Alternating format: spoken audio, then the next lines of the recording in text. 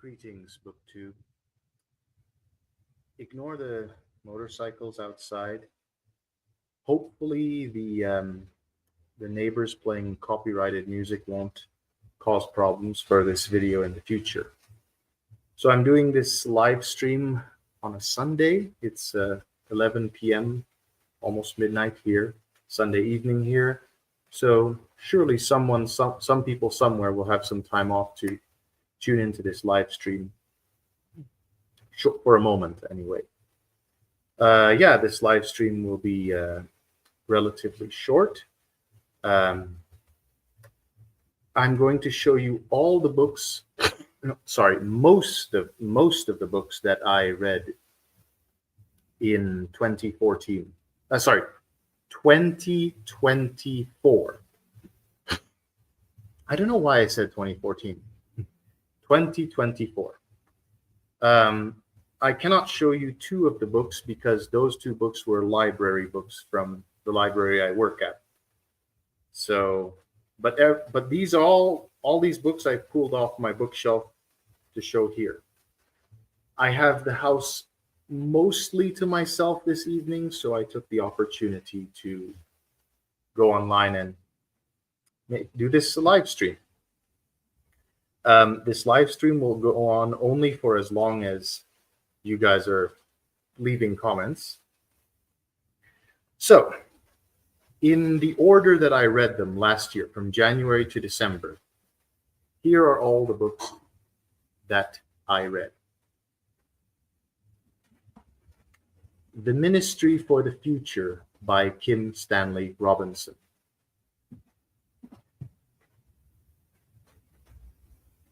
The Two Georges by Richard Dreyfuss and Harry Turtledove.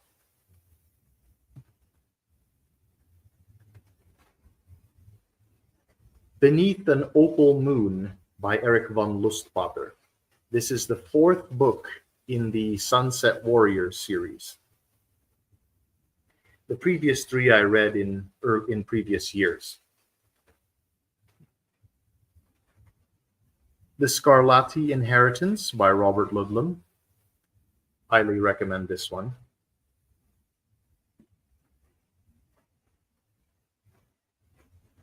The next one I cannot show you because it is a library book. Sleeping Murder by Agatha Christie. Turns out it's her last published novel, and it was published posthumously a few months after she passed. So yeah, I don't have that one with me. Next, Invasion by Eric L. Harry.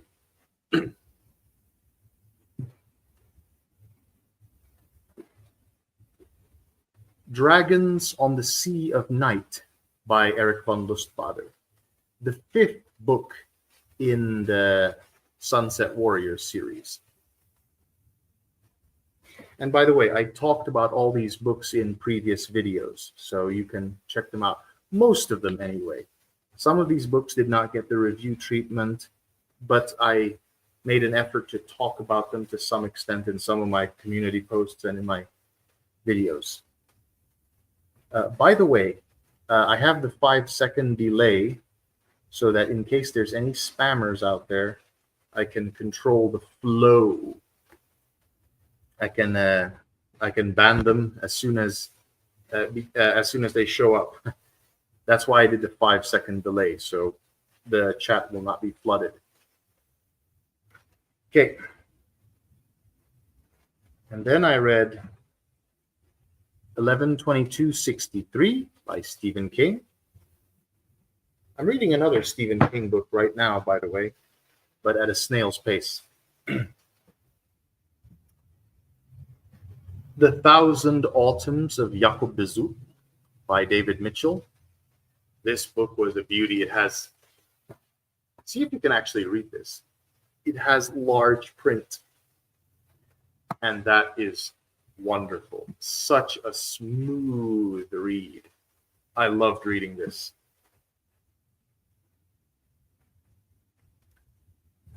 Okay. And then I read Red Inferno 1945 by Robert Conroy.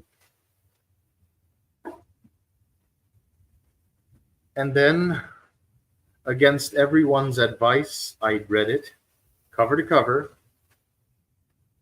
The Tommyknockers by Stephen King.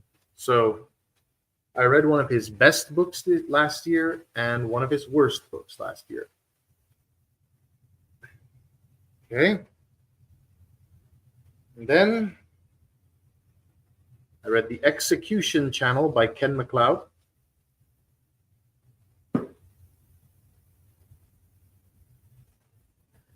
And I missed another library book I forgot to mention.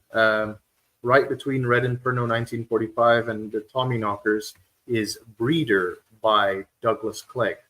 Only my second non-Stephen King adult horror.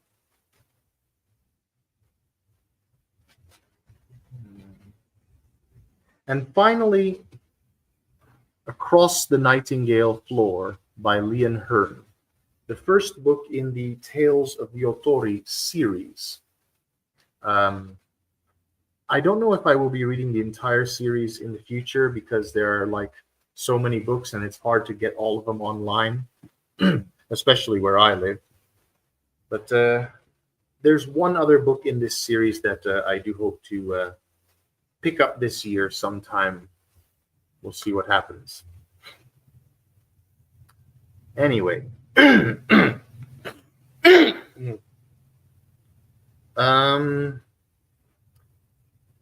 I hit a couple of speed bumps with my process of publishing my latest book.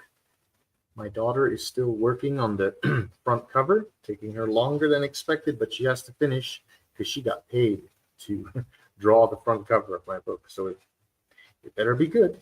She's a great artist, by the way. She's asleep right now. And there's also this whole Amazon issue where you cannot download ebooks anymore. And there's a whole lot of uproar from that. So I might not be able to sell my ebooks on Amazon, only my physical stock. I can sell them on Amazon, but I don't know if you guys will purchase it. Plus, I know you guys have a lot of issues, with Amazon right now. There's a whole lot of uproar about that. So, yeah, I don't know if I will be selling my books on Amazon. Anyway, where was I? So yeah, I hit a couple, and the third speed bump when it comes to publishing my latest book. My early critics are not getting back to me. I sent them the file of my book, the Word file, to 3 people, and none of them have gotten back to me with commentary so I could make the book better. So I guess I'm just going to have to publish it this month or next month as it is. I only got suggestions from my dad on editing. Finally, I just want to say that I'm very, very nervous right now because